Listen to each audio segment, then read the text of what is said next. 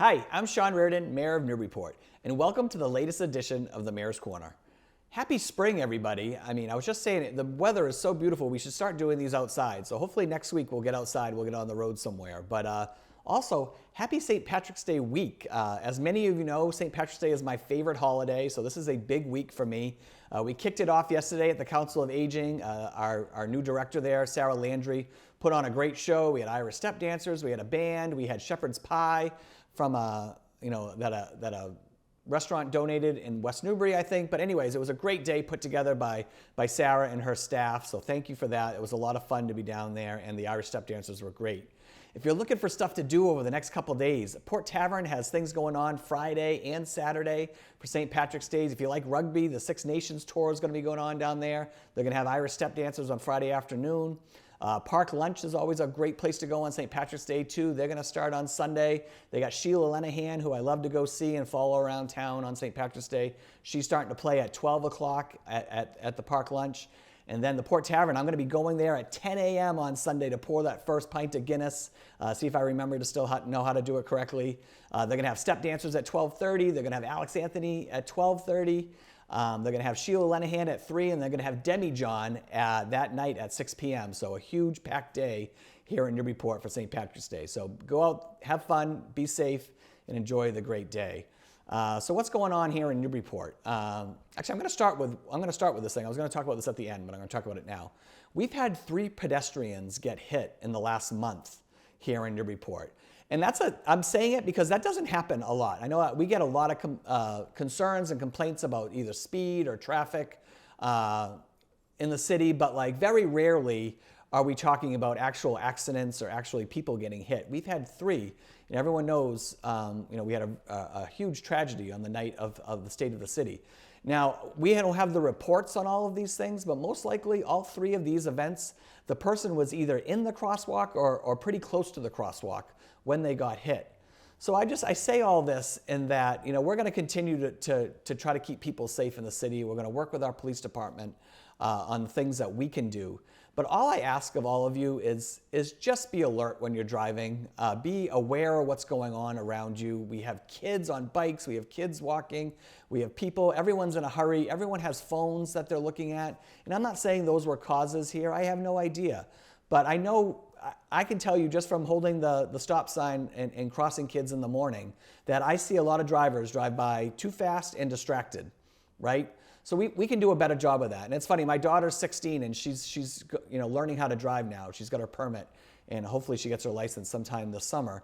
But it's amazing how much they drill into you about not being distracted. And for all of us that didn't grow up with those distractions, it's a little different, right? It's tougher to teach us because we were never taught that at the beginning.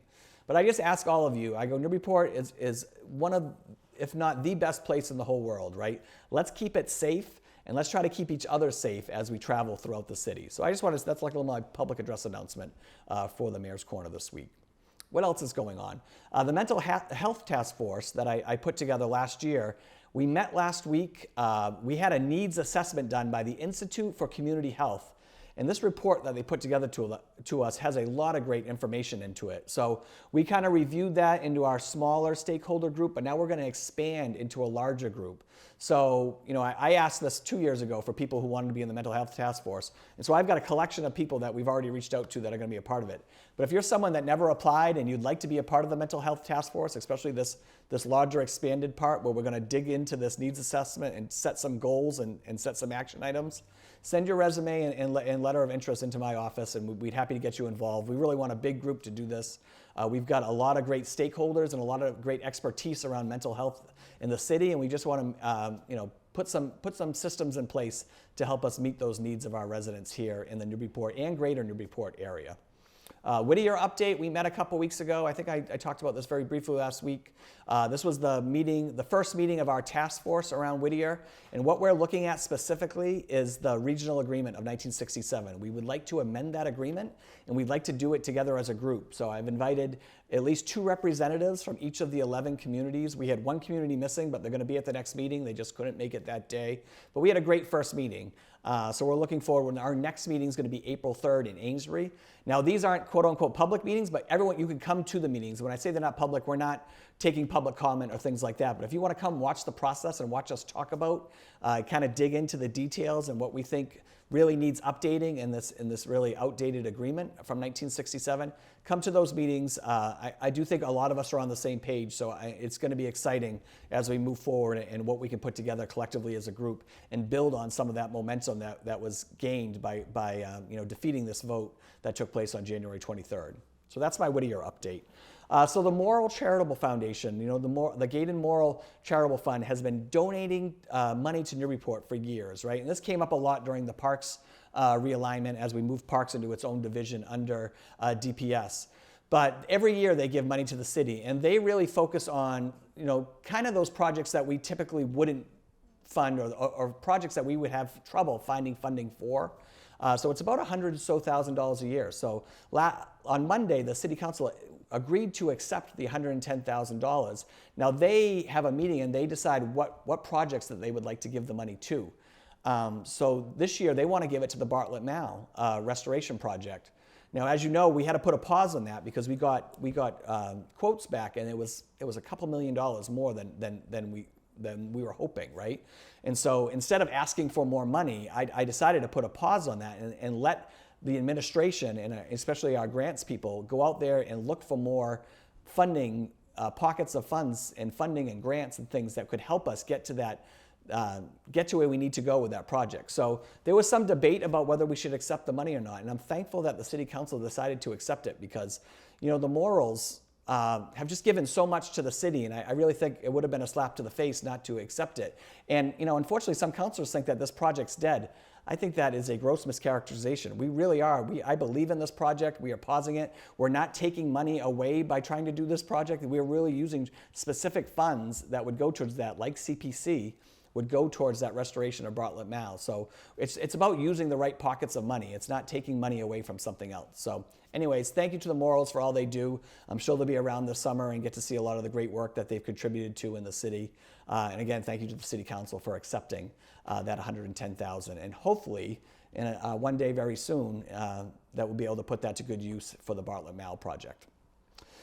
The Rec Center at 59 Low Street, Port Rec, their next meeting is Monday. It's at 5 o'clock here at City Hall. They're going to be really focusing on, and this is the Community Services Subcommittee, they're really going to be focusing on the finances, so the financing. So Finance Director Ethan Manning will be here. And then they're also going to be looking at the engineering of the project. So we're really excited. This is the second meeting of the Community Services. And I think at the end of this meeting, we'll get an idea of maybe if we need another meeting or if they'll send that back to the full council. But my guess is they'll probably need one more meeting after that. And we're actually continuing to work with the architect and look for ways that we can either maximize that space a little bit more and maybe cut some of the end line,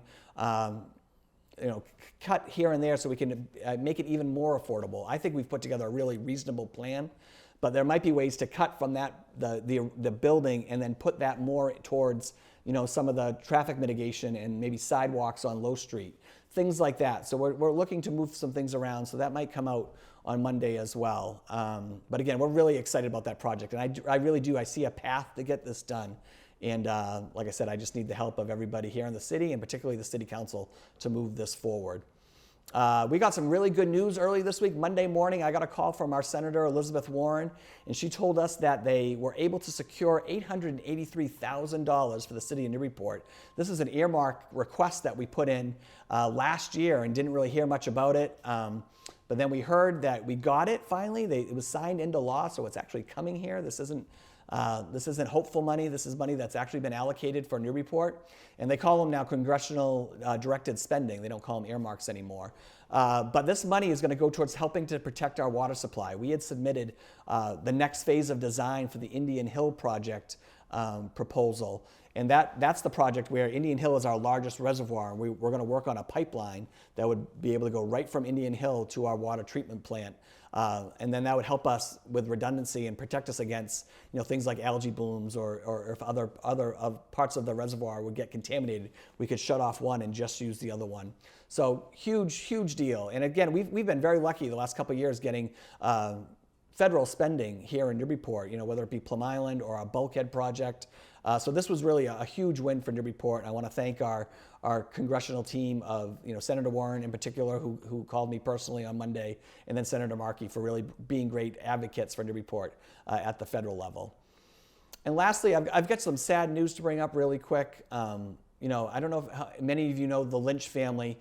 Anna Lynch is a senior up at the high school, two-time member of the state championship tennis team.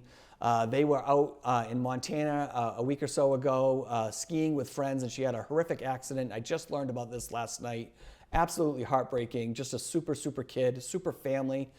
Keep Anna in your thoughts and prayers. Keep the family in your thoughts and prayers. If you want to go to my Facebook page, actually it's the Sean Reardon page, but you'll see they did set up a GoFundMe for the family. I was happy to donate. Please spread the word. Again, keep the Lynch family in your thoughts and prayers. Just a terrible accident, and we're all going to be here, the city of Newburyport, for the Lynch family. So I'm going to end on that note. I hope everyone has a great St. Patrick's Day. Be safe, have fun, and I'll see you all next time on the Mayor's Corner.